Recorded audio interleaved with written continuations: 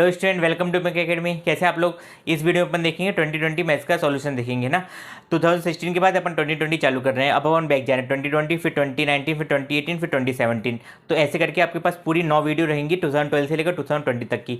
एक भी video miss करिए, एक भी वीडियो को मिस मत करिएगा, क्योंकि आपको पता है ना इंपॉर्टेंस क्या है प्रीवियस ईयर क्वेश्चन पेपर की। हो सकता है 2021 का जो प्रीवियस ईयर जो पेपर आने वाला है वो प्रीवियस ईयर से बहुत सारा उसमें सिमिलर हो। तो आप वीडियो देखेंगे ना तो आपको पता चलेगा कि बहुत से क्वेश्चन क्या होते हैं, सिमिलर होते हैं, बस पूछने का जो तरीका होता है ना वो अलग होता है बस ना। तो वीडियो को अच्छा देखिएगा, अपने फ्रेंड के साथ इसको शेयर करिएगा। वीडियो अच्छी लगी तो वीडियो को लाइक करिएगा, चैनल को सब्सक्राइब करना ना भूलें और बेल नोटिफिकेशन ऑन कर दीजिएगा।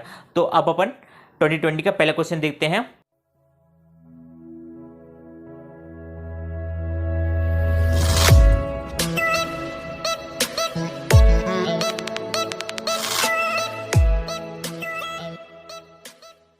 तो पहला क्वेश्चन है आपको चूज द करेक्ट ऑप्शन दिया है। आपको हर क्वेश्चन के 4 ऑप्शन दिए रहेंगे, तो उसमें से आपको कोई ना कोई एक करेक्ट करना है ना। तो पहला वाला देखिए, तो पहले वाले में क्या a1/a2 equal to b1/b2 equal to c1/c2 है। इसके 4 ऑप्शन है, तो 4 में से कौन सा आंसर सही है? इनफाइनाइट मैनी सॉल्यूशन है ना। ये क्वेश्चन हर साल रिपीट हुआ है। आप 2013 से लेकर 2020 तक जितने भी क्वेश्चन देखेंगे तो हर साल एक साथ सोल्व के मतलब आए क्वेश्चन। इस क्वेश्चन को बिल्कुल स्किप मत करिएगा। 10 टर्म पूछे आपको, तो 10 टर्म का मतलब पता ही है। तो 10 टर्म निकालने के लिए आपको चाहिए, ए चाहिए और डी चाहिए। तो ए क्या होता है? फर्स्ट टर्म होती है। तो फर्स्ट टर्म जहां से स्टार्ट हो रही है एपी, तो एपी कहां से स्टार्ट हो रही है? 10 से। एपी कहां से स्टार्ट हो रही है? 10 से। अब आप एपी चेक मत करने बैठ जाइएगा कि एपी कौन सी है, क्योंकि आपको दिया है एपी दिया है, इसने बोला है कि ये एपी की सीरीज है, एपी की आपको 10 टर्म निकालनी है। तो आपको पता है कि ए कितना 10 है, डिफरेंस क्या हो जाएगा? Second term minus first term. तो 7 में से 10 को माइनस करेंगे तो कितना आएगा? वो माइनस का 3 आएगा। उसके बाद बस a10 का फॉर्मूला लगा दीजिए, वो क्या होता है? a plus n minus 1d, a plus n minus 1d। तो यहाँ पे n क्या हो जाएगा? यहाँ पे n हो जाएगा 10, यहाँ पे n क्या हो जाएगा? 10, क्योंकि अपन को 10 टर्म पूछी है ना। यहाँ पे n इसलिए मैंने 10 डायरेक्टली रख दिया। उसके बाद बस अपने इसको सॉल्व करा, तो इसका आंसर क्या आ गया? -17। 4 में से कोई सा एक आंसर सही हो तो आप उसको टिक कर लीजिएगा। उसके बाद पूछा है आंसर थर्ड, अगर अल्फा प्लस बीटा ऐसा है तो इक्वेशन दी है तो पूछा अल्फा प्लस बीटा होता क्या है? तो अल्फा प्लस बीटा होता है minus b by, alpha plus beta होता है माइनस बी बाय। उसके बाद क्वेश्चन नंबर 4 देखिए, तो क्वेश्चन नंबर 4 में पूछा है कि आपको पीओए एंगल की वैल्यू क्या है। तो पीओए एंगल की वैल्यू कैसे निकलेगी? ध्यान से देखिए, अगर ये 80 डिग्री का है तो एक लाइन उसको डिवाइड करेगी इक्वल पार्ट में, है ना। इक्वल कॉन्क्रेंट होते हैं, तो 40 हो जाएगा नीचे और 40 हो जाएगा ऊपर, और यहाँ पे होता है 90, तो यहाँ पे होता है 90। तो आपको ट्रायंगल ऐसा दिखेगा, PAO इस टाइप से दिखेगा। तो यहाँ पे होगा 90, यहाँ पे होगा 90, यहाँ पे होगा P और यहाँ पे होगा O। तो ये कितना हो जाएगा मेरा? 40 डिग्री। कितना हो जाएगा? 40 डिग्री। ये वाला एंगल की आपको वैल्यू पूछी है, और यहाँ पे कितना है? 90 डिग्री है। यहाँ पे कितना है? 90 डिग्री है। तो कितना हो जाएगा? 40 प्लस 90 प्लस PAO, है ना। इसकी वैल्यू पूछिए, तो तीनों का सम क्या होता है? 180 के बराबर होता है। तीनों का सम क्या होता है? 180 के बराबर होता है। तो यहाँ से मेरे POA की वैल्यू कितनी निकली? 50 डिग्री। कितनी निकली? 50 डिग्री निकली है। अब उसके बाद है क्वेश्चन नंबर 5। क्वेश्चन नंबर 5 देखिए, तो क्वेश्चन नंबर 5 में क्या बोला है? ABC and ABD is a equilateral triangle है such that D is the mid point of BC। Ratio पूछा है आपको, दो ट्रायंगल के रेशियो पूछा है, मतलब इन दोनों का आपको रेशियो पूछा है। जी आपका इसका सॉल्यूशन है पूरा, है ना। आपको पता है कि हर साइड क्या होती है? बराबर होती है, यानी कि AB बराबर क्या हो जाएगा? BC हो जाएगा, इक्वल टू AC हो जाएगा। इक्विलेटरल ट्रायंगल है क्योंकि, है ना, ABC का इक्विलेटरल ट्रायंगल है। अब आपको पता है कि ना कि रेशियो जो ट्रायंगल के एरिया का रेशियो होता है वो उनके करस्पॉन्डिंग साइड के क्या होता है? प्रोपोर्शनल होता है। करस्पॉन्डिंग साइड के क्या होता है? करस्पॉन्डिंग साइड के क्या होता है? स्क्वायर के बराबर होता है। तो यहाँ पे AB/BD, इसका AB तो इसका BD आ गया ना। शुरू के 2 वर्ड, इसके भी 2 वर्ड है, उसका स्क्वायर कर दिया। अब आपको पता है कि AB बराबर क्या होता है? AB बराबर मेरा BC है, इक्वल टू 2BD हो जाएगा। क्यों? क्योंकि D is the mid point है, जितना B से D डिस्टेंस होगी उतना ही D से C डिस्टेंस होगी, है ना। तो इसलिए 2BD आ गया। तो यहाँ पे BD को हटाने के लिए मैंने AB को 2BD के रिप्लेस कर दिया, ताकि BD से BD कट जाए। तो 2 का स्क्वायर क्या हो जाएगा? 4 हो जाएगा, 1 का स्क्वायर क्या हो जाएगा? 1 हो जाएगा। नोट कर लीजिए इसको। क्वेश्चन नंबर 2 देखिए, फिल इन द ब्लैंक्स पूछा है। बहुत simple fill in the blanks है, आसानी से फिल इन द ब्लैंक्स है। डायरेक्ट पूछा गया कि डायरेक्ट फॉर्मूला बताओ आप, है ना। तो फिल इन द ब्लैंक्स ये समझ लीजिए, अगर आप MP बोर्ड में हो ना तो आपको 25 मार्क्स आपके कहीं नहीं गए। सिर्फ आप बेसिक कंसेप्ट को ध्यान रखिएगा, जो मैं समझा रहा हूँ ना वो ध्यान से समझिए। इधर पे हम फिल इन द ब्लैंक्स का पहला क्वेश्चन पूछा है कि वॉल्यूम ऑफ द सिलेंडर। तो एक सिलेंडर बना दिया अपन ने, जिसकी रेडियस अपन ने R रखी है और हाइट अपन ने रखी H रखी है। सबको पता होगा कि वॉल्यूम सिलेंडर क्या होता है? πr²h, πr²h। अगर πr² समझ में नहीं आता तो ऐसे याद रखो, πr² क्या होता है? Area of circle. उसको हाइट को मल्टीप्लाई कर दो, नीचे क्या है अपना? नीचे तो सर्किल है ना, तो सर्किल को सर्किल को खींच के अपन ऊपर तक ले गए, सर्किल को खींच के अपन ऊपर तक ले गए, तो वो क्या बन गया, अपन h हाइट तक ले गए उसको, तो वो क्या बन गया, सिलेंडर बन गया, तो उसका वॉल्यूम क्या आ गया, पाई आर स्क्वायर h आ गया। आया समझ में। सेकंड क्वेश्चन देखिए, तो सेकंड क्वेश्चन में पूछा है कि sum of the elementary event of the probability. तो एलिमेंट्री इवेंट क्या होता है, एक इवेंट छोटे छोटे पार्ट में डिवाइड हो, जैसे एक डाइस को थ्रो करा तो 1 2 3 4 5 6, सबकी प्रोबेबिलिटी क्या हो जाएगी 1/6, तो सबको आप ऐड करेंगे तो आंसर क्या आएगा 1 आएगा, सबको ऐड करेंगे तो आंसर क्या आएगा 1 आएगा। एलिमेंट्री मतलब कितने पॉसिबल आउटकम है, जैसे एक कॉइन को टॉस करेंगे तो उसके आउटकम क्या हो जाएंगे, हेड और टेल, तो 1/2 1/2 दोनों को प्लस करेंगे तो 1 आएगा, तो इसके आंसर क्या हो जाएगा 1 हो जाएगा इसका। थर्ड वाले क्वेश्चन में 3 median equal to mode plus 2 mean होता है, तो आपको क्या दिया था, इतना पोर्शन दिया था आपको क्वेश्चन में, इतना पोर्शन आपको क्वेश्चन में दिया था, तो आपसे फिर द ब्लैंक्स पूछा तो इसका आंसर क्या हो जाएगा 2 मीन, क्या हो जाएगा इसका 2 मीन हो जाएगा। फोर्थ वाले में तो सिंपल पूछ दिया कि एरिया ऑफ सर्किल क्या होता है, pi are square H, area of circle क्या होता है, pi are square H. Fifth वाले में पूछा है कि एक टेंजेंट सर्किल को कितने पॉइंट पे कट करता है, तो एक टेंजेंट सर्किल को एक ही पॉइंट पे कट करता है ना, अपना दिमाग लगा के 4-5 पॉइंट मत लिख देना, एक ही पॉइंट पे कट करता है, कितने पॉइंट पे कट करता है, एक ही पॉइंट पे, इसलिए अपन ने क्या लिखा 1 पॉइंट लिखा, ठीक है, नोट कर लीजिए। पहले वाले ट्रू फॉल्स में ना, पहले वाले ट्रू फॉल्स में पूछा कि जो क्यूमुलेटिव फ्रीक्वेंसी होती है वो फ्रीक्वेंसी के सम होता है, उसकी प्रीसीडिंग फ्रीक्वेंसी का सम होता है, तो इसका आंसर क्या हो जाएगा ट्रू हो जाएगा। क्यों, क्योंकि पहले देखिए, पहले 2 आया, फिर 2 को अपन ने 4 से प्लस करा तो 6 आया, फिर 6 को अपन ने 6 से प्लस करा तो इधर पे 12 आ जाएगा, इधर पे क्या आ जाएगा 12 आ जाएगा। तो जैसे जैसे अपन प्लस करते जा रहे हैं तो क्या हो जाएगा, उसकी प्रीसीडिंग वाले से होती जा रही है, उसको नहीं सक्सेसिव से होगा, है ना, सक्सेसिव होगा, प्रीसीडिंग नहीं होगा, सक्सेसिव होगा, तो इसका आंसर हो जाएगा फॉल्स, इसका आंसर क्या हो जाएगा फॉल्स। दूसरे वाले में क्या पूछा है कि सर्कमफ्रेंस ऑफ सर्किल क्या होता है 2πr, इस सर्कमफ्रेंस ऑफ सर्किल क्या होता है 2πr, तो हाँ, तो इसका आंसर ट्रू हो जाएगा क्योंकि सर्कमफ्रेंस ऑफ सर्किल सबको पता है कि 2πr के होता है। थर्ड वाले में पूछा है कि पॉलिनोमियल की डिग्री अगर 2 है, पॉलिनोमियल की डिग्री अगर 2 है तो उसके एटमोस्ट 2 रूट निकलते हैं। एटमोस्ट 2 का मतलब क्या हो जाएगा, उसके 0 रूट भी निकल सकते हैं, उसके 1 रूट भी निकल सकते हैं, इसको 2 रूट भी निकल सकते हैं। हाँ, हो सकता है कि नॉट डिफाइंड रूट हो सकता है कि दोनों इक्वल रूट हो, और हो सकते हैं दोनों डिफरेंट रूट हो, तो एटमोस्ट 2 रूट निकल सकते हैं।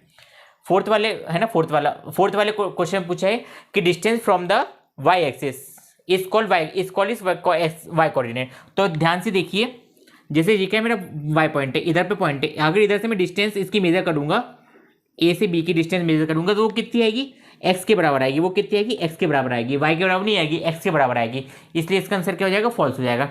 फिफ्थ वाले ने पूछा कि √2 इज अ रेशनल नंबर, तो आपको पता है कि √2 इज अ इरेशनल नंबर है, तो इसका आंसर भी क्या हो जाएगा फॉल्स हो जाएगा, नोट कर लीजिए। क्वेश्चन नंबर थर्ड है आपका मैचिंग। तो मैचिंग बिल्कुल सिंपल पूछिए, टेक्नोमेट्री की पूछिए, डायरेक्ट आइडेंटिटी बेस है ना, आइडेंटिटी पे बेस है ना, हर चीज़ का आइडेंटिटी पे बेस है। तो आइडेंटिटी पे बेस कैसा है, कॉसिक 90 माइनस थीटा, सबको पता है क्या होता है, सेक थीटा होता है, क्या होता है सेक थीटा होता है।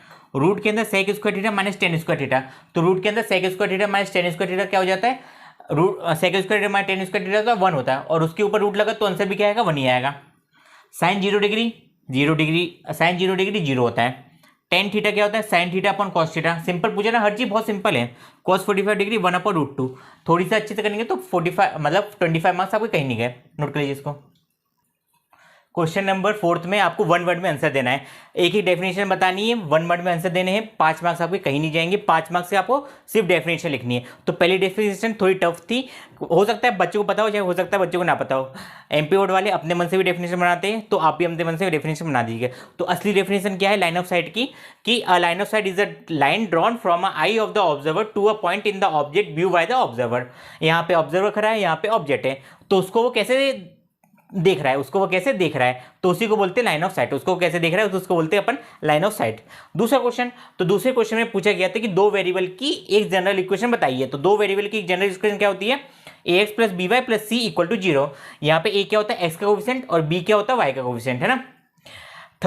थर्ड में पूछा है कि general term of arithmetic progress. तो general term of arithmetic progress क्या होती है, an equal to a plus N minus 1d, क्या होती है an equal to a plus N minus 1d। तो यहाँ पे a क्या है, a है फर्स्ट टर्म, और d क्या है कॉमन डिफरेंस, डी क्या है कॉमन डिफरेंस।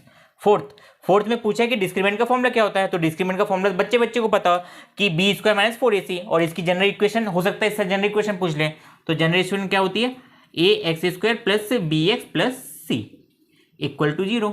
बता देता हूं मैं, सिंपल है क्योंकि। फिफ्थ देखिए, फिफ्थ वाले में मैंने डायरेक्ट सॉल्व करके बताया, लास्ट में अब जब आप सॉल्व कर लेंगे ना इसको, तो एक्स स्क्वायर प्लस 7 आएगा, और एक्स स्क्वायर अगर आ रहा है तो वो इक्वेशन क्या है क्वाड्रेटिक, इसलिए अपन बोलेंगे yes it is a quadratic equation. क्या, it is a quadratic equation, note कर लीजिए इसको। वो क्वेश्चन नंबर 5 था, मैंने गलती से क्वेश्चन नंबर 4 लिखा था, वो क्वेश्चन नंबर 4 ही बोल दिया था, क्वेश्चन नंबर 5 था। इसके बाद क्वेश्चन नंबर 6 है। तो क्वेश्चन नंबर 6 में आपको डायरेक्ट पूछा है, फर्स्ट चैप्टर से है कि HCF of 12, 15 and 21 using prime factorization method से आपको पता करना है कि HCF ऑफ 12, 15 और 21 का क्या HCF होगा। तो सबसे पहले अपन प्राइम फैक्टराइजेशन मेथड समझते हैं। तो प्राइम फैक्टराइजेशन में अपन क्या करते हैं, सबके फैक्टर निकालते हैं। तो जैसे मैं 12 का फैक्टर निकाला, सबसे पहले वो 2 से डिवाइड हुआ, उसके बाद 6 आया तो फिर से 2 से डिवाइड हुआ, फिर 3 आया फिर 2 से डिवाइड हुआ, है ना। 3 आया फिर 3 से डिवाइड, कंप्लीट डिवाइड हो गया तो आंसर 1 आ गया। जब तक 1 ना जाए अपन उसको डिवाइड करते रहते हैं। 15 से, तो 15 से सबसे छोटा नंबर कौन से डिवाइड होगा, 3 होगा, तो पहले 3 से डिवाइड करा फिर 5 से डिवाइड करा। सिमिलरली 21 है तो 21 को पहले सबसे पहले 3 से डिवाइड करा फिर 7 से डिवाइड करा। तो इस टाइप से अपन ने लिख लिया उसको, है ना। इस टाइप से अपन ने लिख लिया। जैसे 12 क्या आया, 12 का मतलब क्या होगा 2 इंटू 2 इंटू 3, 2 इंटू 2 इंटू 3। जैसे 15 का मतलब क्या होगा 3 इंटू 5, 21 का मतलब क्या होगा 3 इंटू 7, ऐसे लिख लिया। तो इन सब में कॉमन क्या है, इन सब में कॉमन है 3, इसलिए HCF क्या हो जाएगा 3, HCF क्या हो जाएगा इसका 3 हो जाएगा। नेक्स्ट क्वेश्चन देखते हैं। क्वेश्चन नंबर 6 का और वाला बहुत सिंपल है तो उसको आप कर सकते हैं डायरेक्टली, है ना। इसके बाद क्वेश्चन नंबर 7 देखते हैं। तो क्वेश्चन नंबर 7 में पूछा find zeros of the polynomial. Zeros of the polynomial का मतलब क्या होगा, आगे आप जीरो लगा दीजिए, आगे जीरो लगा दीजिए। तो सबसे पहले अपन जीरो लगा देते, तो x² माइनस 3 इक्वल टू 0 लगाया मैंने, तो क्या हो जाएगा x² इक्वल टू 3 हो जाएगा। तो x इक्वल टू क्या आ जाएगा, प्लस माइनस रूट के अंदर 3, x equal to plus minus root के अंदर 3। इसका मतलब क्या हुआ, x² इक्वल टू 3 का मतलब क्या हुआ, x की क्या वैल्यू है ताकि दोनों LHS इक्वल टू RHS हो जाए। तो x को आप √3 रखेंगे तो √3 का स्क्वायर भी 3 हो जाएगा, और माइनस √3 रखेंगे तो माइनस √3 का स्क्वायर भी क्या हो जाएगा 3 हो जाएगा। मतलब कि √3 रखने पे ये पूरी इक्वेशन 0 बन रही है, √3 रखने पे पूरी इक्वेशन क्या बन रही है 0 रख रही है, इसलिए प्लस माइनस √3 इसके क्या हो गए 0 हो गए। उसके बाद पूछा क्वेश्चन नंबर 7 का और वाला पूछा है। तो और वाले ने पूछा कि आपको रूट्स बताने कितने रूट्स हैं। तो यहाँ पे देख लीजिए कितनी बार इंटरसेक्ट कर रहा है ग्राफ, कितनी बार एक्स एक्सिस को इंटरसेक्ट कर रहा है। तो 1 टाइम, 2 टाइम एंड 3 टाइम। तो नंबर ऑफ रूट क्या हो जाएंगे इसके, नंबर ऑफ रूट्स कितने हो जाएंगे इसके 3 हो जाएंगे। नंबर ऑफ रूट्स कितने हो जाएंगे 3 हो जाएंगे। नोट कर लीजिए इसको।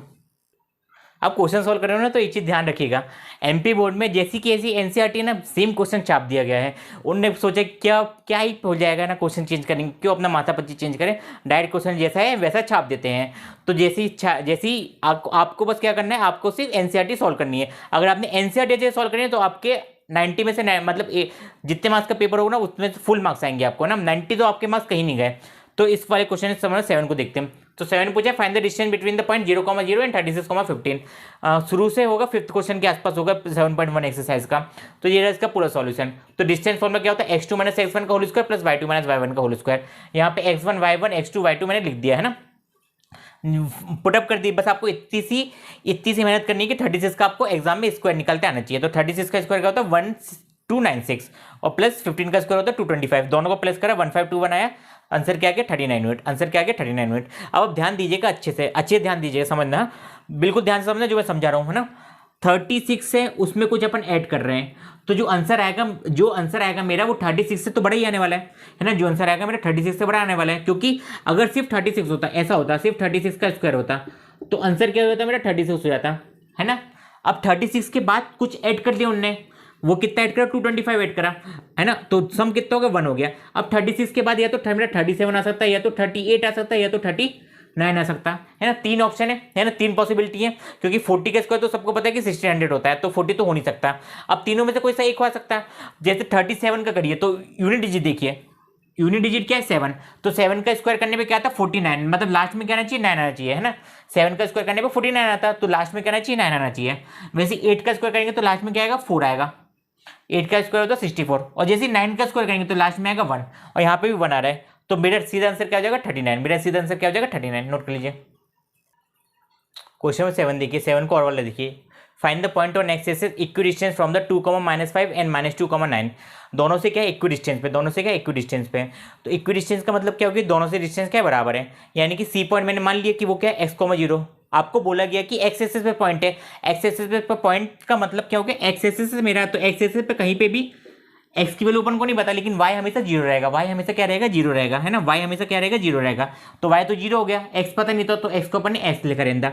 अब सी से ए की डिस्टेंस निकाली, सी से बी की डिस्टेंस निकाल ली, तो डिस्टेंस निकाली तो डिस्टेंस के ऊपर रूट लगा रहता है ना, डिस्टेंस फॉर्मूले के ऊपर रूट लगा रहता है, तो मैं स्क्वायर ही कर दूंगा दोनों साइड, तो रूट से रूट हट जाएगा, रूट से रूट हट जाएगा ताकि सॉल्व करने पे आसानी हो। तो यहाँ पे AC का स्क्वायर इक्वल टू CB का स्क्वायर होगा। जैसे मान लीजिए डिस्टेंस निकली 5 निकली, क्या निकली 5 निकली, तो स्क्वायर करने पे क्या आएगा 25 इक्वल टू 25 आएगा।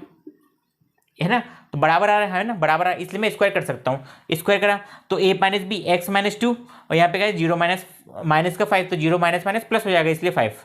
इधर पे क्या आ जाएगा माइनस 2 माइनस एक्स, यहाँ पे क्या आ जाएगा 9 माइनस 0 तो 9 माइनस 0 का होल स्क्वायर। तो यहाँ पे क्या आ गया A square plus B square minus 2ab plus 5 का स्क्वायर 25 होगा। यहाँ पे क्या आ गया 4 plus x square plus 4x, यहाँ पे क्या आ जाएगा 81 आ जाएगा, यहाँ पे क्या आ जाएगा 81 आ जाएगा। इसको सॉल्व करा मैंने तो कितना आ गया -56, क्या आ गया -56 इक्वल टू 8x आ गया, है ना, -56 इक्वल टू 8x। तो x इक्वल टू क्या आ गया -7, x इक्वल टू क्या आ गया -7। नोट कर लीजिए इसको। क्वेश्चन नंबर 9 बहुत सिंपल है।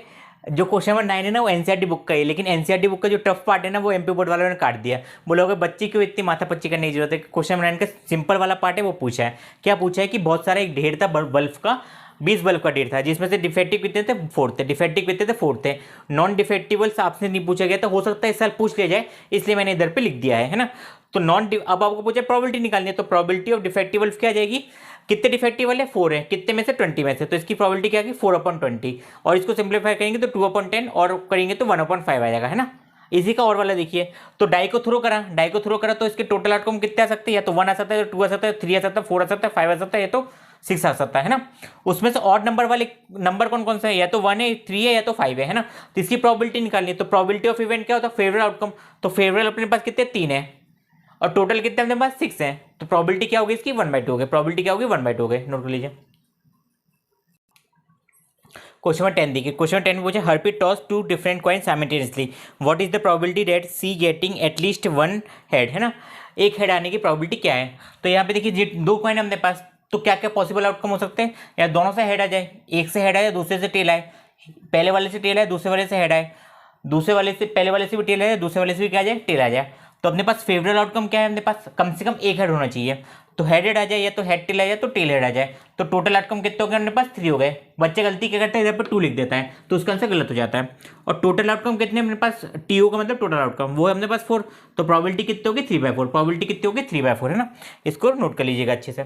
इसी का और वाला देखिए, तो और वाले में पूछा है कि 1 card is drawn from a well suffered deck of 52 card, है ना, what is the probability getting a face card. तो फेस कार्ड के आने की प्रोबेबिलिटी कितनी है, तो टोटल कार्ड अपने पास 52 है और फेस कार्ड कितने होते हैं 12 होते हैं, है ना। फेस कार्ड कितने होते हैं 12 होते हैं। तो प्रोबेबिलिटी ऑफ इवेंट क्या हो जाएगा favourite outcome upon total outcome, favourite outcome कितना है 12/12 है और टोटल आउटकम कितने अपने पास 52 है। इसको सिंप्लीफाई करेंगे तो आंसर आएगा 3/13। नोट कर लीजिए इसको। क्वेश्चन नंबर 11 देखिए आपकी स्क्रीन पे, साइन इक्वल टू 3/4 दिया है। तो साइन ए की वैल्यू, साइन ए का अपन को सबको पता है क्या होता है परपेंडिकुलर अपॉन हाइपोटेन्यूज, क्या होता है परपेंडिकुलर अपॉन हाइपोटेन्यूज। तो सीधे सीधे आपको परपेंडिकुलर और हाइपोटेन्यूज दिया है, क्या दिया परपेंडिकुलर हो जाएगा 3 और हाइपोटेन्यूज हो जाएगा 4। कंपेयर कर लीजिए, तो साइन ए की जगह यहाँ पे देखिए p/h रख दीजिए, p/h, तो p क्या हो गया 3 हो गया और h क्या हो गया 4 हो गया, p क्या हो गया 3 हो गया और h क्या हो गया 4 हो गया। तो p और h निकल गया अपने पास, लेकिन अपन को ट्रायंगल के सब साइड निकालनी है, तो अपन क्या निकालेंगे बेस भी निकालेंगे। तो बेस निकाला अपन ने, तो बेस क्या हो जाएगा BC हो जाएगा, बेस क्या हो जाएगा BC हो जाएगा, है ना। ट्रायंगल बना दिया, मेरे को परपेंडिकुलर पता था और हाइपोटेन्यूज पता था, परपेंडिकुलर पता था और हाइपोटेन्यूज पता था। यहाँ पे साइन ए दिया तो ए के सामने वाली साइड होती है परपेंडिकुलर, तो यहाँ पे आप ए लिख दीजिए, इधर पे लिख दीजिए ए और यहाँ पे लिख दीजिए बी, है ना, यहाँ पे लिख दीजिए बी, तो यहाँ पे बस AC आ जाएगा, है ना, इसलिए AC आ जाएगा। तो बेस मेरा AC है, तो AC निकालने के लिए मैंने पाइथागोरस थ्योरम लगा दी, पाइथागोरस थ्योरम लगा दी मतलब हाइपोटेन्यूज का स्क्वायर माइनस की परपेंडिकुलर स्क्वायर, तो वो कितनी निकल गई √7 निकल गई। अब आपको क्या निकालना है कॉस निकालना है और टेन निकालना है, तो कॉस निकालना बहुत आसान है, कॉस होता है b/h, क्या होता है b/h, है ना, तो √7/4 और टेन क्या होता है perpendicular upon hypotenuse, perpendicular upon base, तो परपेंडिकुलर कितना 3 है और बेस कितना मेरा √7 है ना। तो ये हो गया मेरा साइन ए का पहला वाला क्वेश्चन। इसी का और वाला पार्ट देखिए, और वाले पार्ट में क्या बोला है tan A equal to cot B, tan A equal to क्या है cot B है। तो अब आपको इसको सॉल्व करना है कि प्रूफ करना है कि a plus b equal to 90 degree है ना, इसको आपको प्रूफ करना है। तो कैसे प्रूफ करेंगे, कंपैरिजन हमेशा इक्वल क्वांटिटी में होता है, अगर 10 है और तो दूसरी साइड भी 10 होना चाहिए, तो मैंने cot को 10 में चेंज कर दिया।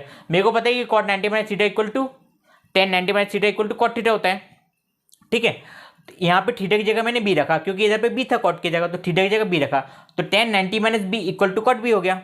तो cot b की वैल्यू क्या आ गई मेरे पास tan 90 माइनस बी, क्या आ गई tan 90 माइनस बी, तो बस tan 90 माइनस बी को मैंने इससे रिप्लेस कर दिया, tan 90 माइनस को उठाकर मैंने इधर पे रख दिया इसकी जगह, तो tan a बराबर tan 90 माइनस बी आ गई। अब tan a से tan a कट गया, तो a equal to 90 minus b, a equal to 90 minus b, तो b को इस तरफ ले आए तो a plus b equal to 90 degree, a plus b equal to 90 degree. Note कर लीजिए इसको। क्वेश्चन नंबर 12 देखिए, क्वेश्चन नंबर 12 में सिंपल सी बात बोला कि A B is the diameter है और आपको मिड पॉइंट दिए है, सेंटर के पॉइंट दिए। सेंटर का पॉइंट मतलब सेंटर क्या होता है, मिड पे होता है। क्या होता है, दोनों की लाइन के बीच में होता है सेंटर। तो बीच का पॉइंट कितना है, 2,-3 कितना है, 2,-3 है। अब ध्यान दीजिएगा वो कैसे फॉर्मूला लगाने, आपको m1:m2 लगाने। तो m1 आपको दिख नहीं होंगे लेकिन आपको पता होंगे 1:1 रेशियो में डिवाइड कर रहे हैं, है ना। दोनों क्या मिड पॉइंट है इसलिए 1:1 रेशियो में क्या कर रहा है, डिवाइड कर रहा है। जितने ओ से ए की डिस्टेंस होगी उतनी ओ से बी की डिस्टेंस होगी। तो O is the mid point, A O बराबर ओ बी होगा, डिस्टेंस फॉर्मूला लगाए। तो x3, इसको मैंने x3 माना है, इसको मैंने क्या माना, x3 माना है, x3, y3। इसको मैंने x1 y1 माना, उसको मैंने x2 y2 माना है, x2 y2, है ना। तो यहाँ पे x3 क्या आ जाएगा, x1 + x2 mid point formula लगाया मैंने। x1 कितना है, x ही मेरा, और x2 कितना है, 1 है। सॉल्व करा इसको तो x की वैल्यू क्या आ गई, 3 आ गई ना। 2 2 4 हो जाएगा और 1 इधर जाके सब्ट्रैक्ट हो जाएगा, तो x = 3 आ गया। y3 निकालिए, तो y3 क्या हो जाएगा, y1 + y2/2 है ना, y1 + y2/2। तो y1 कितना है मेरा, तो y1 तो y है और y2 कितना, 4 है। इसको सॉल्व करा मैंने तो कितना आ गया, 3 2 6 हो गया। y1 + 4, 4 इधर आ जाएगा तो -10 हो जाएगा। तो y1 कितना आ गया मेरा, -10 आ गया। नोट कर लीजिए इसको। क्वेश्चन 13 देखिए, तो 13 का फिगर ऐसा बनेगा ना। फिगर बनाने में गलती मत करना क्योंकि एनसीईआरटी बुक का ही क्वेश्चन है ना। कोई फिगर ऐसा बनेगा, पी इज द पॉइंट है सर्कल पे, ओ क्यू बाहर है, उधर से टेंजेंट ड्रॉ करा है ना। ओ है सेंटर है, जहाँ से रेडियस आपकी 5 सेंटीमीटर। आपको पता है कि रेडियस पे और टेंजेंट हमेशा क्या होते हैं, परपेंडिकुलर होता है, इसलिए 90 डिग्री। तो 90 डिग्री सामने वाला क्या होगी, हाइपोटेनस होगी, इसलिए हाइपोटेनस क्या आ गई अपनी, हाइपोटेनस क्या आ जाएगी 12 सेंटीमीटर, और पी हो जाएगी 5 सेंटीमीटर। अब पूरा एक राइट एंगल ट्रायंगल बन रहा है, पूरा राइट एंगल ट्रायंगल बन रहा है। तो यहाँ पे P O Q is right angle triangle हो गया। तो ओ क्यू कितना है मेरा, 12 है। ओ क्यू कितना, 12 है। ये पूरी इसको बोलते हैं पाइथागोरस थ्योरम। क्या बोलते हैं इसको, पाइथागोरस थ्योरम। तो पाइथागोरस थ्योरम क्या होती है, हाइपोटेनस का square = base square plus perpendicular square. बहुत काम की इक्वेशन है ना, परपेंडिकुलर स्क्वायर, है ना। एक बार प्रीवियस क्वेश्चन में, प्रीवियस पेपर में आपको डायरेक्ट हाइपोटेनस थ्योरम पूछ ली गई थी। ठीक है, सबकी वैल्यू रख दी मैंने इधर पे और इसको सॉल्व कर लिया। तो 12 का स्क्वायर हो गया 144, 25 इधर आके सेपरेट होगा तो कितना आ गया, 119 बचा। 119 = x²। तो x की वैल्यू क्या आ गई, रूट के अंदर 119 सेंटीमीटर। नोट कर लीजिए इसको। क्वेश्चन नंबर 13 का जो और वाला है वो लेंथ ऑफ प्रूव करना है अपन को। एक एक्सटर्नल पॉइंट से लेंथ ऑफ टेंजेंट डाली जाती है तो वो इक्वल होती है। वो प्रीवियस पेपर में मैंने सॉल्व करा दिया है, वो सेम इस साल भी रिपीट हुआ है तो उसको आपको करने की जरूरत नहीं है। अगर आपको डाउट हो तो प्रीवियस पेपर में आप देख लीजिएगा, है ना। इसके बाद क्वेश्चन नंबर 14। तो क्वेश्चन नंबर 14 आपसे कह रहा है the radius of the two circle are 19 centimetre 9 centimetre. Find the radius of a circle whose circumference equal to the sum of the circumference. अब बच्चे इधर पर कंफ्यूज क्या होते हैं कि वो करें, अप्रोच कैसे करें क्वेश्चन को। तो देखिए आप ना एक चीज़ याद रखिएगा, सर्कल के केस में सिर्फ रेडियस ही मेन होती है। सर्कल के केस में रेडियस मेन होती है, यानी कि अगर आपको एरिया निकालना तो सिर्फ आपको रेडियस चाहिए। अगर आपको सर्कमफ्रेंस निकालना तो भी आपको क्या चाहिए, रेडियस चाहिए। पाई की वैल्यू कांस्टेंट है, हर चीज़ की वैल्यू क्या कांस्टेंट है। तो इस क्वेश्चन में अपन ऐसे करेंगे। तो दो सर्कल दिए आपको, एक सर्कल 19 सेंटीमीटर का, एक सर्कल 9 सेंटीमीटर का। इन दोनों की सर्कमफ्रेंस का जो सम है वो तीसरे सर्कल के सर्कमफ्रेंस के बराबर है, ऐसी दिया है। तो अपन ने क्या मान लिया, लेट द जो सर्कल बन रहा है उसकी रेडियस अपन ने मान ली 8 सेंटीमीटर। क्या मान ली, 8 सेंटीमीटर। तो अकॉर्डिंग टू द क्वेश्चन इसका सर्कमफ्रेंस मान लिया C1, इसका सर्कमफ्रेंस मान लिया मैंने C2। तो C1 + C2 = C3 हो जाएगा। तो C1 क्या हो जाएगा, 2πr1 + 2πr2 + 2 = 2πr3। इसकी रेडियस R1 मान ली और इसकी रेडियस क्या मान ली, R2 मान ली। आया समझ में। तो देखो बेटा इसमें क्या करना है अपन को, 2π देखो सब में कॉमन है ना, 2π कॉमन है तो मैं 2π कॉमन ले लेता हूँ। तो जैसे मैंने 2π कॉमन लिया तो R1 + R2 = 2πr3, है ना। 2πr3 हो गया, ठीक है। तो 2π से 2π कैंसिल हो गया मेरा। अब R1 + R2 = R3, सबको आता करते सॉल्व। R1 की वैल्यू आपको पता है कि 19 है तो इधर पे 90 रख दी। R2 की वैल्यू क्या है, 9 है तो 9 रख दिया, = R3 हो गया। 19 + 9 क्या हो जाएगा, 28 = R3। तो मेरा 28 क्या आ गया, आंसर आ गया। नोट कर लीजिए इसको। इसका जो और वाला है, क्वेश्चन नंबर 14 का जो और वाला है, उसमें आपको क्या करना है कि क्वेश्चन नंबर 14 के और वाले में दिया है कि एक कॉर्ड है सर्कल का 10 सेंटीमीटर है और सबटेंड कर राइट एंगल ट्रायंगल पे। आपको मेजर सेगमेंट की लेंथ निकालनी है। तो बस उसमें तो डायरेक्ट फॉर्मूला लगना है मेजर सेगमेंट का, तो उससे आप सॉल्व कर लेंगे ना। क्वेश्चन नंबर 14 का जो और वाला वो बच्चे करेगा भी नहीं है ना। अगर दोनों में से और में आया तो बच्चा वाला ऊपर वाला क्वेश्चन नहीं करेगा, तो इसलिए मैं इसमें कवर अप नहीं करा रहा हूँ। अगर कोई भी डाउट हो आपको तो आप हमारे कमेंट बॉक्स में लिख दीजिएगा, नहीं तो आप इंस्टाग्राम ID पे हमें फॉलो कर लीजिए, तो उस पर आप अपने डाउट को पोस्ट कर दीजिएगा, ठीक है। अब क्वेश्चन नंबर 15 है। तो क्वेश्चन नंबर 15 दोनों ही आपके, एक है √5 इज इरेशनल नंबर, तो उसको आपको मैथ्स में समझना है और इंग्लिश में लिखना है ना। मैथ्स में आपको चीज़ें समझनी, इंग्लिश में लिखनी है, वो भी बहुत सिंपल है और जरूरत भी नहीं उसको कराने की। और उसके कोई और वाला है वो स्किप कर दिया, इस साल उसके सिलेबस में से कट कर दिया गया। इसके बाद क्वेश्चन नंबर 16। देख रहे होंगे कितनी चीज़ें कट हो चुकी है, मतलब प्रीवियस वीडियो देखने से आपको कितना ज़्यादा फायदा होगा।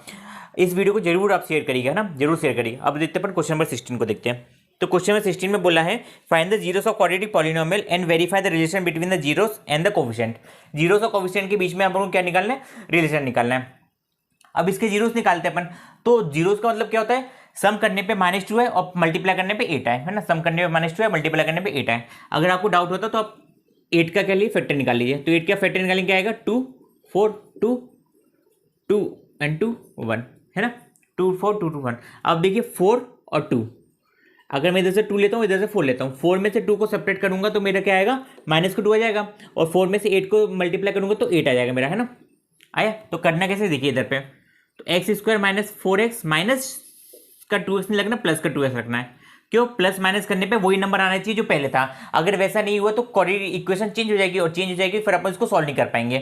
तो इसमें से क्या कॉमन है, x कॉमन है। इधर से x कॉमन निकाला तो क्या आ जाएगा, x -4। इधर से क्या कॉमन है, 2 कॉमन है, तो इधर से भी क्या निकाला, x -4। दोनों पे क्या आना चाहिए, वैल्यू सेम आनी चाहिए। इधर पे x -4आ रहा है तो इधर पे भी x -4 आना चाहिए। अब नीचे का इधर पे तो x + 2 आ जाएगा इंटू x -4, है ना, इक्वल टू 0। इक्वल टू 0 तो लगाना, सब में लगाना है ना। तो यहाँ से x क्या आ गया, एक आ गया x की वैल्यू -2 आ गई, और एक x की वैल्यू क्या आ गई, 4 आ गई, है ना।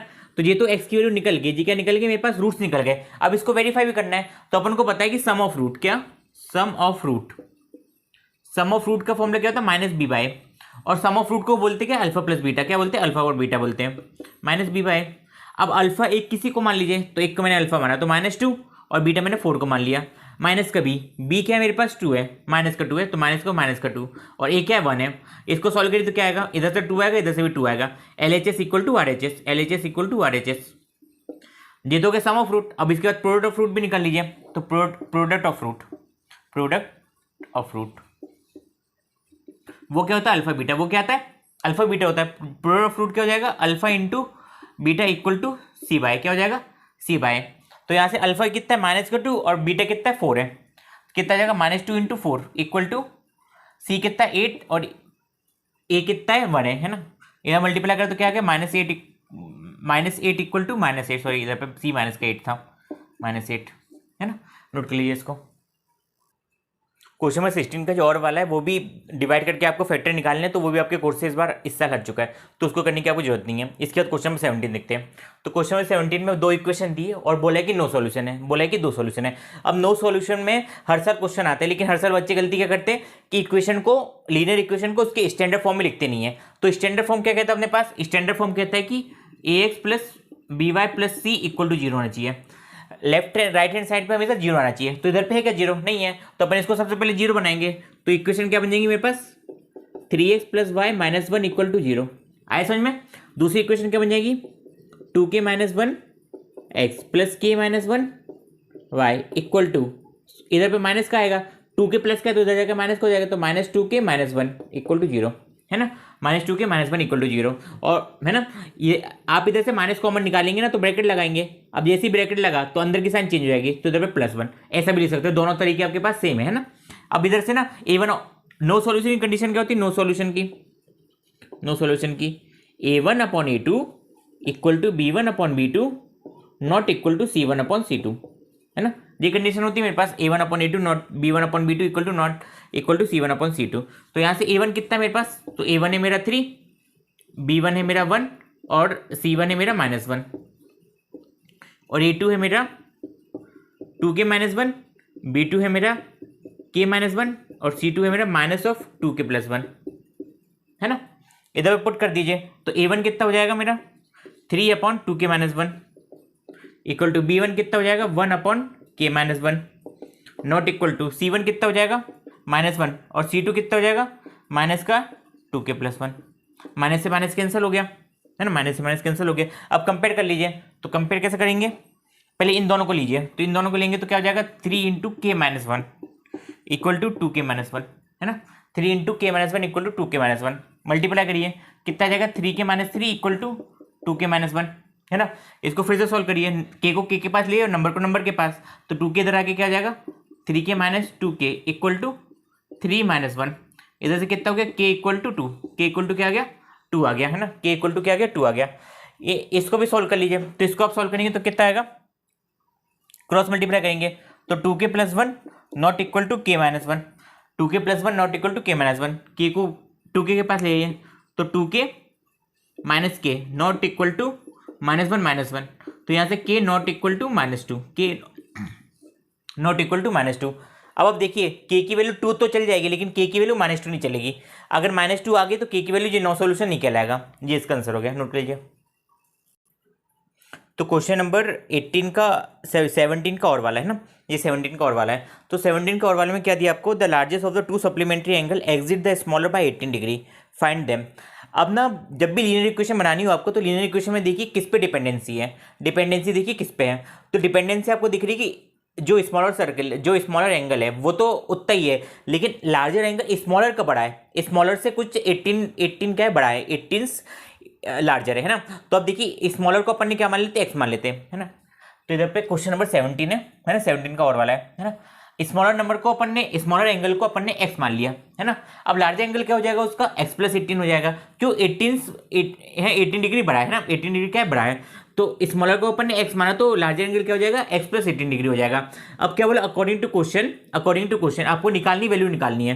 तो अपन को पता है कि दोनों एंगल को समय वो क्या है 180 डिग्री है, क्योंकि आपको गिवन है कि दोनों एंगल क्या है, दोनों ही एंगल क्या है, सप्लीमेंट्री एंगल है, दोनों एंगल क्या है, सप्लीमेंट्री एंगल है। और सप्लीमेंट्री एंगल का सम क्या होता है, 180 डिग्री होता है।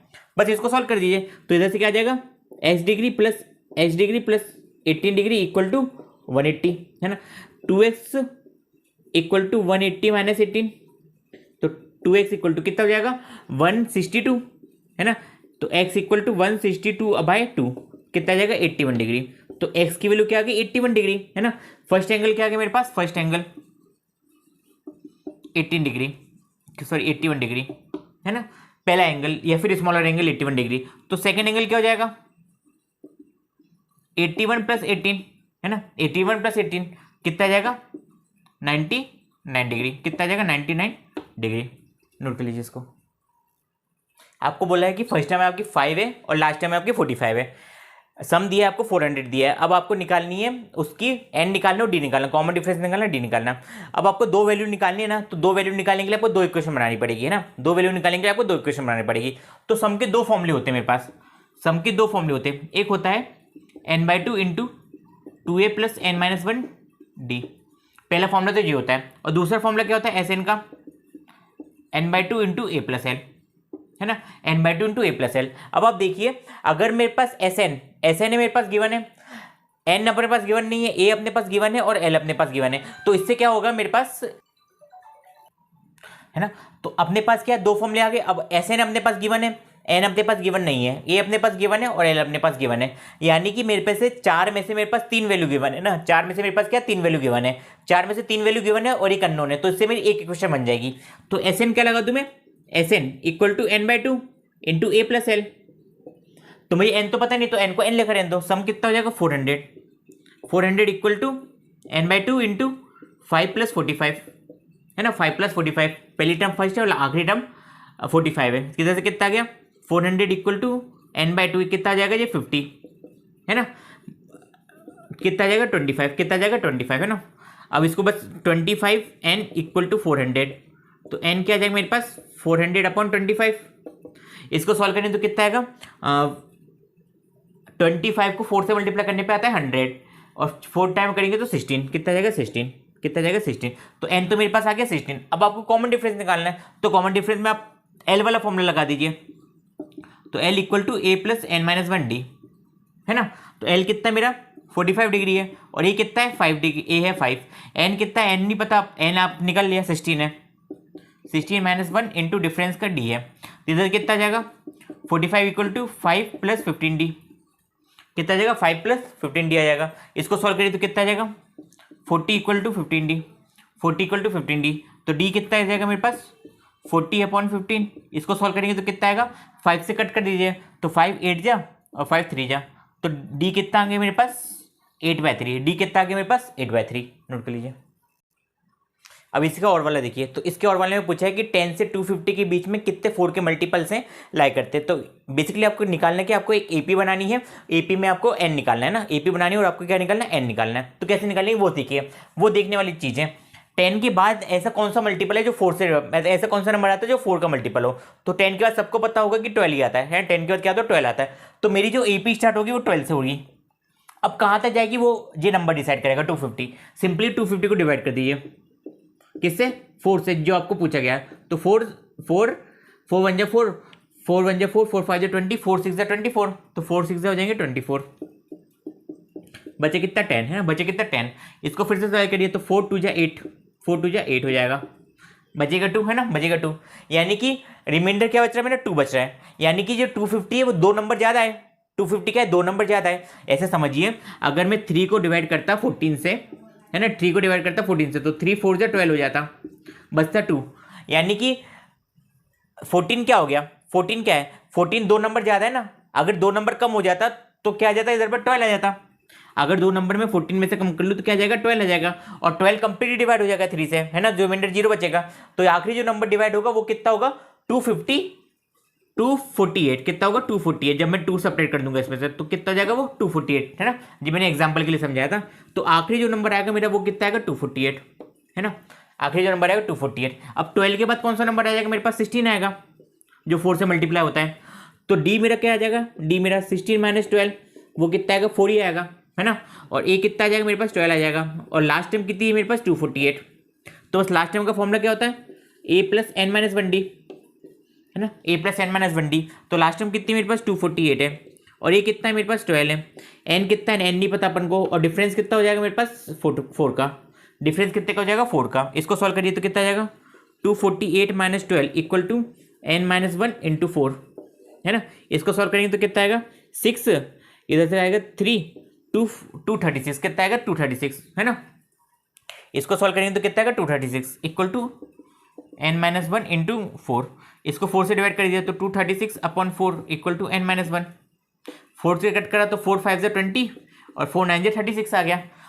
तो 59 = n - 1। तो n कितना आ जाएगा, 60। n कितना आ जाएगा, 60। नोट कर लीजिए इसको। क्वेश्चन नंबर 19 बहुत सिंपल क्वेश्चन है, हाइट एंड डिस्टेंस का क्वेश्चन है। अब करना कैसे वो देखिए इधर पे। तो एक ऑब्जर्वर है जिसकी हाइट है 1.5 मीटर, वो चिमनी से 28.5 मीटर क्या है, दूरी पर है ना। इधर से उधर तक वो दूरी, इतनी दूरी पर, इतनी गैप उसने बना के रखी है। अब उसकी आंख से वो देख रहा है, उसको टावर को देख रहा है ना, हाइट चिमनी को देख रहा है। और कितने का एंगल बना रही है, 45 डिग्री का, है ना। कितने एंगल बना है, 45 डिग्री का। एमपी ने पिछली बार, इससे पहले प्रीवियस ईयर में पूछा गया था कि अगर एंगल 45 डिग्री का होता है तो लेंथ और distance between the observer and the building क्या होती है, तो वो होती सेम होती है, वो होती सेम होती है। यानी कि आप इससे अंदाजा लगा सकते हैं, जो मेरी, जैसे इसको ई मान लीजिए, तो ईडी की जो लेंथ होगी वो कितनी 28.5 है, वो कितनी होगी, सीबी के बराबर होगी।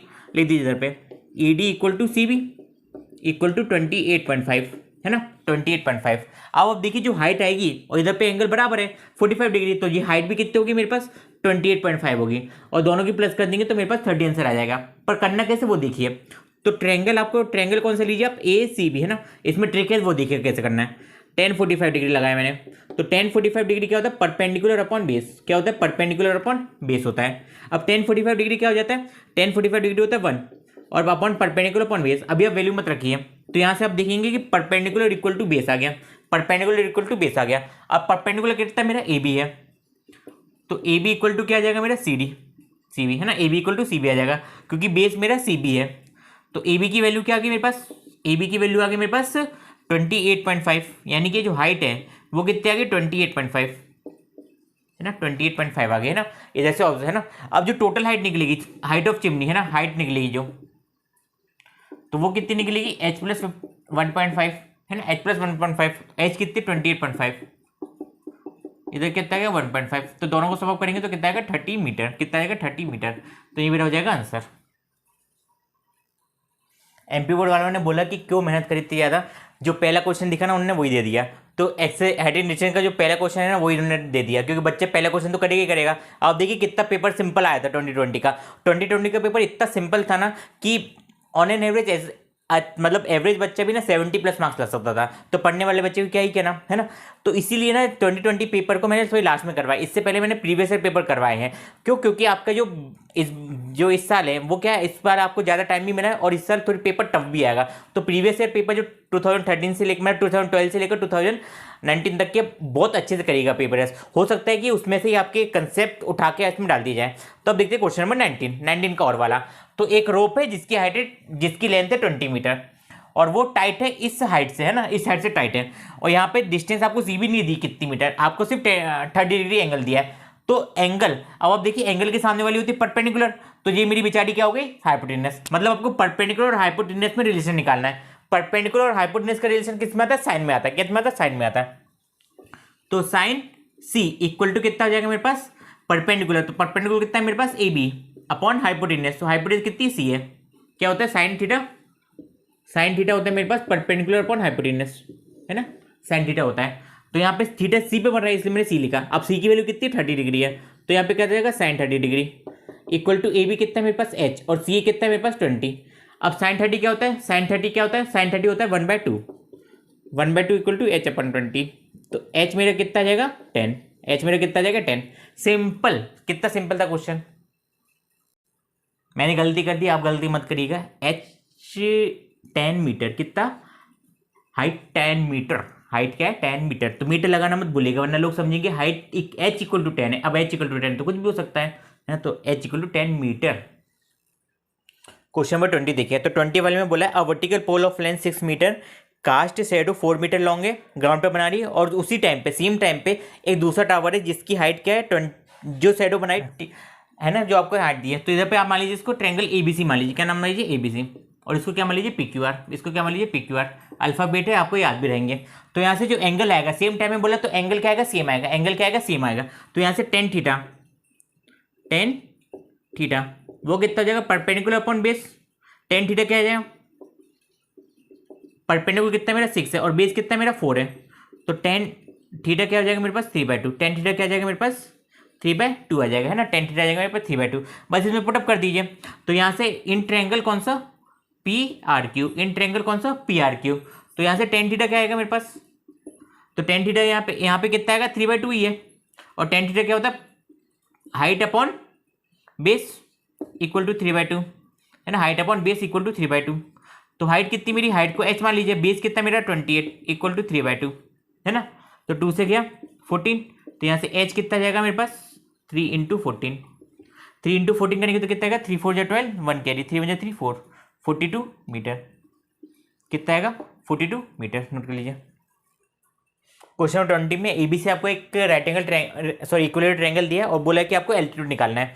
तो एल्टीट्यूड पता है क्या होता है, उसके बीच की जो हाइट होती है ना, जो एल्टीट्यूड करेगा वो 2 पार्ट में इक्वल डिवाइड करेगा। तो ये अगर इधर पे 2a है तो कितना कितना डिवाइड करेगा, a और a, कितना डिवाइड करेगा, a और a। कभी कभी वैल्यू डायरेक्ट ना दी जाके अब इस टाइप से क्वेश्चन को बनाया जाता है ताकि बच्चे को क्या हो, कंसेप्चुअली वो कितना स्ट्रांग है वो पता चल सके, है ना। तो अब देखिए सबसे पहले आप ए बी डी देखिए, ट्रायंगल ए बी डी।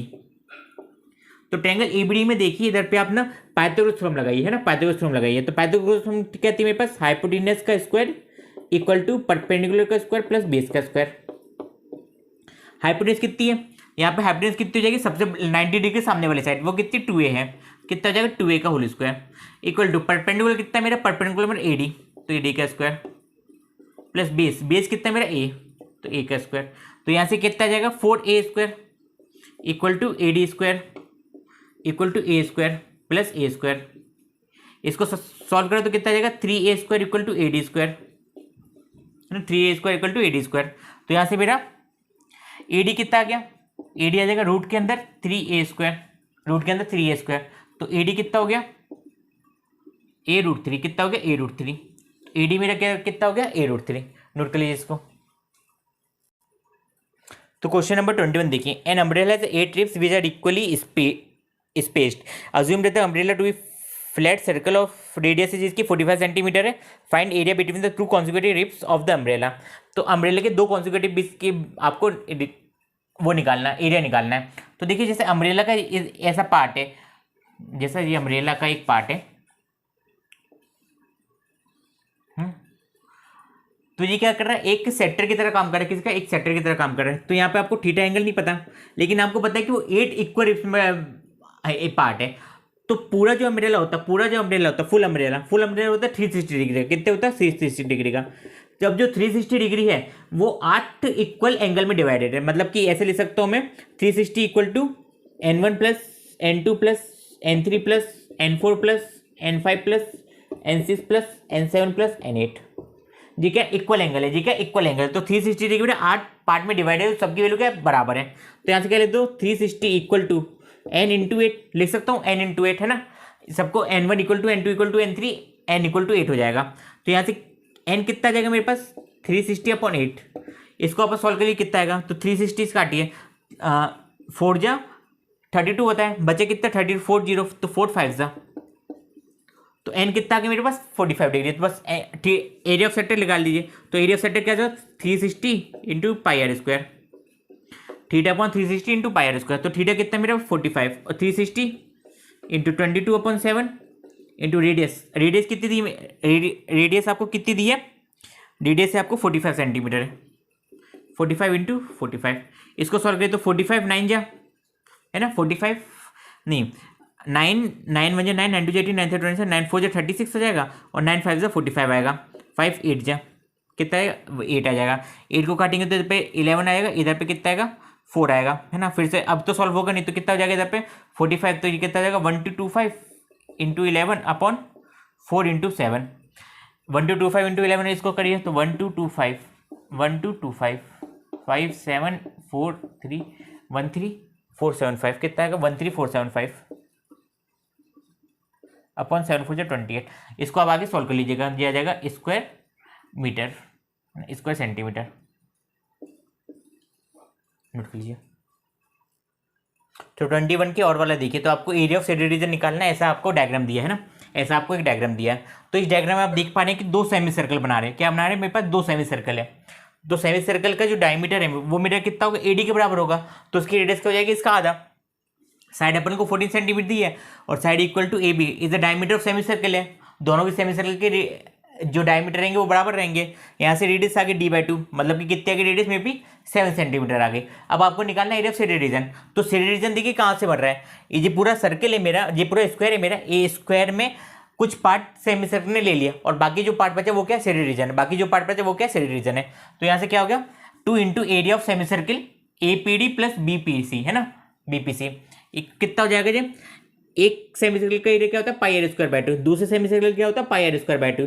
तो दोनों को सम अप करेंगे कितना आएगा पाई आर स्क्वायर आएगा है ना, क्या आएगा पाई आर स्क्वायर। अब पाई की वैल्यू क्या होती है 22/7 और रेडियस कितनी मेरी 7 है, 7 इंटू 7 आया। तो 7 से 7 गया तो इसको मल्टीप्लाई कर दो कितना आ गया 154 सेंटीमीटर स्क्वायर, कितना आ गया 154 सेंटीमीटर स्क्वायर। ये तो समझ में आया आपको, ठीक है। अब आप एरिया ऑफ स्क्वायर निकाल दीजिए, एरिया ऑफ ABCD, तो वो कितना होता है साइड इंटू साइड, तो 14 इंटू 14 इक्वल टू 196 आया। अब 196 में से इतना पार्ट तो सर्कल ने कवर करा, बाकी के जो पार्ट होगा वो किसने कवर करा होगा सेडी रीजन ने। तो एरिया ऑफ सेडी रीजन क्या हो जाएगा, एरिया ऑफ स्क्वायर में से एरिया ऑफ 2 सेमी सर्कल को माइनस कर देंगे अपन। तो 196 में से 154 को माइनस करा, तो जो आंसर आया मेरा वो क्या जाएगा आंसर सेडी रीजन का एरिया हो जाएगा। नोट कर लीजिए इसको। 22 वाले देखिए, तो 22 का पहले क्या पूछा आपको, एक इक्वेशन दी है और के की वैल्यू निकालनी है। बोला गया कि इस इक्वेशन के इक्वल रूट है, इस इक्वेशन क्या इक्वल रूट है। अगर इक्वल रूट होते तो डिस्क्रीमेंट क्या होता है 0, डिस्क्रीमेंट क्या होता है 0 होता है। तो discriminant equal to 0, discriminant equal to 0। अब डिस्क्रीमेंट क्या होता है B² माइनस 4AC, तो B² minus 4AC equal to 0। B कितना जाएगा मेरे पास, इधर से कंपेयर कर लेते अपन, तो A कितना जाएगा मेरे पास 2 और B कितना जाएगा K और C कितना जाएगा 3, B आ जाएगा K और C आ जाएगा 3। नोट पुट कर दीजिए इसमें, तो कितना जाएगा K² minus 4 into 2 into 3 equal to 0। तो K² माइनस 4 2 जा 8 8 3 3 6 6 4 जा 24 इक्वल टू 0। तो यहाँ से K² इक्वल टू 24 आ गया। तो K की वैल्यू क्या आ जाएगी प्लस माइनस रूट के अंदर 24 है ना, प्लस माइनस रूट के अंदर 24 और 24 को आप सॉल्व करेंगे तो कितना आएगा, इसको सॉल्व करेंगे तो कितना आएगा 4 इंटू 2 इंटू 3 है ना। तो K equal to 2√6 plus minus 2√6 क्या जाएगा 2√6। नोट कीजिए। इसका और वाला देखिए, तो और वाले में आपको इक्वेशन दी है, आपको इसको सॉल्व करना है, इसकी वैल्यू निकालनी। तो बस इसमें सिंपल अपन एलसीएम ले लेंगे, तो क्या जाएगा x² माइनस 1 इक्वल टू 3 है ना। एलसीएम लेंगे तो इसके नीचे तो 1 है, 1 और x का एलसीएम क्या आएगा x आएगा। अब 1 को x को 1 से डिवाइड करेंगे तो क्या जाएगा x और x को x से मल्टीप्लाई कर देंगे तो x² आ गया। x को x से डिवाइड करें तो क्या 1 आया, 1 को 1 से मल्टीप्लाई करें तो 1 ही आया। अब क्या करिए क्रॉस मल्टीप्लाई कर दीजिए, कितना जाएगा x² minus 1 equal to 3x x square minus one equal to 3x। इसको फिर से प्रूव करिए, तो x square minus 3x minus one equal to 0 हो जाएगा। X square minus 3x minus one equal to 0। अब ऐसे दो नंबर जिसको मल्टीप्लाई करने पे क्या है 1 आए और प्लस माइनस करने पे क्या आ जाए 3 आ जाए, है ना। तो ऐसे तो निकलेंगे नहीं, तो इसका आप डी निकाल लीजिए। तो डी क्या आएगा मेरे पास, डी क्या आ जाएगा बी स्क्वायर माइनस 4ac। यहाँ पे बी कितना है 3 है, तो 3 का स्क्वायर सॉरी माइनस 3 है, 4 इंटू 1 इंटू 1 1 इंटू माइनस 1 कितना आ जाएगा 9 प्लस 4 कितना आ जाएगा 13। तो डी कितना आ गया मेरे पास 13 आ गया। अब दो सॉल्यूशन कैसे निकलते हैं x1 और x2 कैसे निकलते हैं, minus b plus minus root के अंदर डी अपॉन 2 है। तो बी कितना मेरे पास 3 है, तो 3 प्लस माइनस रूट के अंदर 13 अपॉन 2, है ना, रूट के अंदर 13 अपॉन 2। तो दो रूट क्या आ गया मेरे पास 3 plus root 13 upon 2 comma 3 minus root 13 upon 2, है ना जी, मेरे पास 2 आ गए। नोट कर लीजिए इसको। क्वेश्चन नंबर 23 में ऐसी ट्रिग्नोमेट्री दी है ना, ट्रिग्नोमेट्री का क्वेश्चन है, इसको सॉल्व करना है। तो अपने सबसे पहले अपन क्या ले लेते हैं LHS ले लेते हैं ना, लेफ्ट हैंड साइड वाला ले लिया। तो लेफ्ट हैंड साइड वाला इतना है इस पार्ट का, नीचे का अपने एलसीएम लिया। तो एलसीएम अब दोनों में कॉमन तो कुछ है नहीं है, तो दोनों का एलसीएम क्या है मल्टीप्लिकेशन कर दो दोनों का। तो 1 प्लस साइन ए इंटू कॉस है, ध्यान रखिएगा 1 प्लस साइन ए ब्रैकेट में लिखिए। अब कैसे करना है सॉल्व, अब इसके बाद तो 1 प्लस साइन ए है, तो इसके पास 1 प्लस साइन ए हट गया, तो क्या बचा कॉस से बचा। तो कॉस को ऊपर मल्टीप्लाई करा तो कॉस स्क्वायर हो गया। इसके पास कॉस स्क्वायर था, तो आपको इसको कॉस स्क्वायर नहीं चाहिए, इसको क्या चाहिए 1 plus sine A. 1 plus sine into 1 plus sine A क्या हो जाएगा 1 प्लस साइन ए का whole square. A plus B का होल स्क्वायर लगेंगे अपन इधर पे, है ना, ए प्लस बी का होल स्क्वायर लगेंगे, तो क्या हो जाएगा वो A square plus B square plus 2ab, तो 2 साइन ए अपॉन नीचे क्या आएगा 1 plus sine A into cos A. Cos square A plus sine square ए क्या हो जाते हैं 1 हो जाते, क्या हो जाते हैं 1 हो जाते हैं। तो 1 प्लस 1 प्लस 2 साइन ए, नीचे क्या आ जाएगा 1 plus sine A into cos A. इसको सॉल्व करें तो कितना आएगा 2, तो 2 प्लस 2 साइन ए, नीचे क्या आ जाएगा 1 प्लस साइन ए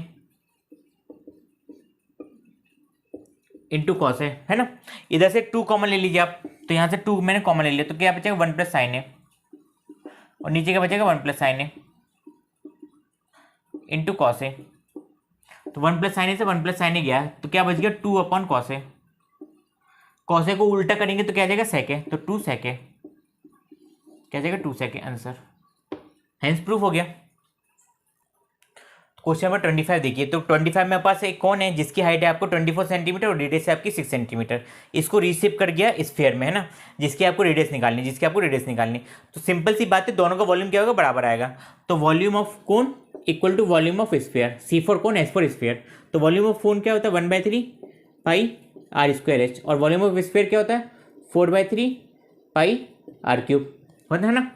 पाई से पाई गया और 3 से 3 गया, तो कितना बचा, इधर पे वैल्यू रख दीजिए। तो r स्क्वायर कितना हो जाएगा 6, तो 6 का स्क्वायर इंटू हाइट कितना हो जाएगा 24 इक्वल टू 4 इंटू रेडियस का क्यूब कितना है r³ है ना, रेडियस का क्यूब कितना है r³ है। इसको करेंगे सॉल्व कितना आएगा 36 into 24 equal to 4 into r³, है ना। 4 से काट दीजिए, तो 4 9 जे 36, तो यहाँ पे कितना आ जाएगा 9 इंटू 24 इक्वल टू r³। अब आप कैसे सॉल्व करिए वो देखिएगा। सबसे पहले नंबर आप कॉमन निकाल लीजिए, तो यहाँ से कितना आ जाएगा 9 इंटू 24 को लेता हूँ मैं 6, क्या लिख सकता हूँ 24 को मैं 6 4 जा 24, तो 6 इंटू 4। तो यहाँ से 9 4 जा देखिए क्या आ जाएगा 9 4 जाएगा 36 इंटू 6 इक्वल टू r³। अब 36 को क्या लिख सकता हूँ मैं 6 into 6 into 6 into 6 equal to r³। तो यहाँ पे क्या बनेगा 6 का क्यूब इक्वल टू r³। तो यहाँ से r कितनी जाएगी 6 सेंटीमीटर। तो जो कौन से स्फीयर बनाऊंगा मैं, तो जो रेडियस 6 सेंटीमीटर थी वो 6 सेंटीमीटर ही रहेगी। नोट कर लीजिए इसको। क्वेश्चन नंबर 26 देखिए, तो 26 में आपको ऐसी इस टाइप की टेबल क्लास इंटरवल में गिवन था, उसके बाद आपको फ्रीक्वेंसी गिवन थी। तो सबसे पहले मैंने XI निकाला, तो XI क्या होता है, XI होता है lower limit plus upper limit upon 2। तो यहाँ पे लोअर लिमिट कितनी 500 और अपर लिमिट कितनी 520, तो दोनों को प्लस करने से 2 से डिवाइड करेंगे तो कितना आएगा 510 आएगा, है ना। ठीक है 510 है, ऐसी 530 आ गया, 550 आ गया, 570 आ गया, ऐसी 590 आ गया। दोनों को सब lower limit plus upper limit को और 2 से डिवाइड करा। अब XI FI निकालना है, तो FI क्या है 12 है और XI कितना है 510 है। दोनों को मल्टीप्लाई करा तो कितना है फर्स्ट इतना आया, फिर दूसरा इतना आया, फिर तीसरा इतना है, चौथा इतना है और 5 इतना आया। अब जो मीन होता है वो क्या था summation of FI XI upon summation of FI होता है। तो समीशन ऑफ FI XI क्या हो जाएगा 27260, क्या हो जाएगा 27260। और समीशन ऑफ एफ आई क्या हो जाएगा 50, समीशन ऑफ एफ आई क्या हो जाएगा 50 हो जाएगा। 0 से 0 काटा और इसको सॉल्व करें तो कितना आ गया एस आई 545.2, कितना आ गया एस आई 545.2, जो मेरा मीन निकल गया। नोट कर लीजिए इसको। तो इस पूरे पेपर का लास्ट क्वेश्चन ना, लास्ट क्वेश्चन पे आ गए अपन। एज दी है आपको और पेशेंस दी है, मतलब फ्रीक्वेंसी दी है। क्या पूछा है? मोड पूछा है। तो मोड के निकालने के आपको 3 चीज चाहिए। क्या चाहिए? F1, F2 और F0। तो F1 क्या होता है? सबसे बड़ी फ्रीक्वेंसी, सबसे बड़ी फ्रीक्वेंसी 23 है। अब 23 पे स्टिक हो जाइए। आप 23 वाला अपर लिमिट देखिए, 23 वाली लोअर लिमिट देखिए। तो अब लोअर लिमिट कितनी 35 और अपर लिमिट कितनी 45। इससे ऊपर वाली होती F0 होती है और इससे नीचे वाली होती F2 होती है। बस मोड का फॉर्मूला लगा दीजिए। तो L का मतलब लोअर लिमिट है, तो उधर पे कितनी 35 है। फ्रीक्वेंसी 21 दी है जो हाईएस्ट फ्रीक्वेंसी, F0 31 दिया है, F2 14 दिया है और हाइट कितनी हो जाएगी 10। हाइट क्या होती है? दोनों के बीच का डिफरेंस। तो देखिए सब में 10 का डिफरेंस है, इसलिए हाइट क्या होगी 10 हो गई। अब बस फॉर्मूला लगाया तो 35 ब्रैकेट में इतना सोल्व करा, इसको सोल्व करा। तो सबसे पहले ब्रैकेट का पार्ट सोल्व करिए। तो ब्रैकेट का पार्ट सोल्व करेंगे तो 23 माइनस 21 वो आएगा मेरे पास 2 आएगा। इसको सोल्व करेंगे तो 46 2 इंटू 23 46 हो जाएगा, माइनस 21 माइनस 14। 46 में से इनको माइनस करेंगे तो कितना आएगा 35। इनको माइनस माइनस प्लस हो जाएगा, तो दोनों को प्लस करेंगे तो 35 है ना। 35 प्लस 2/46 माइनस 25 इंटू 10। अब 46 में 35 जाएगा तो कितना बचेगा 11 बचेगा। तो 35 प्लस 2/11 इंटू 10। तो 2 इंटू 10 कितना हो जाएगा 20 हो जाएगा। 20/11 20/11 आएगा 1.81 आएगा। अब 35 को प्लस करेंगे तो कितना आएगा 36.81। तो वो हो जाएगा मेरे पास मोड हो जाएगा, वो हो जाएगा मेरे पास मोड हो जाएगा। इसको नोट कर लीजिए। तो अगर आपने ध्यान से ऑब्जर्व करा होगा ना तो 2020 का जो पेपर आया था बहुत सिंपल पेपर था, बहुत ही ज़्यादा सिंपल पेपर था, इसलिए मैंने इसको थोड़ी एंड में कवर करा है। 2013 से लेकर 2026 और इसके बाद के तीन पेपर की वीडियो में मैं आपको बनाऊंगा। पूरे की लिंक की प्लेलिस्ट की लिंक आपको डिस्क्रिप्शन में मिल जाएगी, तो उसको आप अपने फ्रेंड्स के साथ शेयर कर दीजिएगा। वीडियो अच्छी लगी तो वीडियो को लाइक करिएगा, चैनल को सब्सक्राइब करके बेल नोटिफिकेशन ऑन कर दीजिएगा। Thank you for watching. All the pain you caused me, I know that we weren't perfect. I feel like